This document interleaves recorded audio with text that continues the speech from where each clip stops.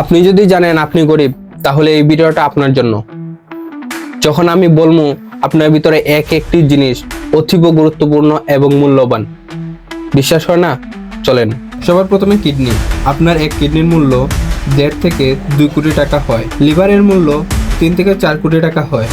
আচ্ছা চলেন, না আপনার না আমার, 3.5 কোটিতে ফিক্স। ওকে ডান, ঠিক আছে। মানুষের শরীরে অবস্থিত ফুসফুস, যা সম্ভবত 3 কোটি টাকা। আর তুমি তোমার দিল যা ওকে দিতেছো, এর দাম প্রায় 8 কোটি টাকা। এখন আপনি বুঝতে পারতেছেন আপনি কত দামি দামি জিনিস নিয়ে ঘুরতেছেন। 1 গ্রাম বন মেরু 19 লাখ হয়। বন মেরু আবার কি? দেখেন, সহজ ভাষায় বলি। আমাদের শরীরের ভিতর যে রক্ত থাকে, এই রক্তের সেল বন মেরুই বানায়, যেমন রেড ব্লাড সেল। তাই টোটাল 2.5 কিলোগ্রাম বন মেরু হয়, অর্থাৎ 500 কোটি টাকা। যদি এই বন মেরু সাইডে রাখি, তাহলেও তো আপনি 400 কোটি টাকার আইটেমের থেকে কম নয়। আর একটা কথা কমু, আর এখন তো মেইন প্রপার্টির কথা এখনো বলিই নেই, ওইটা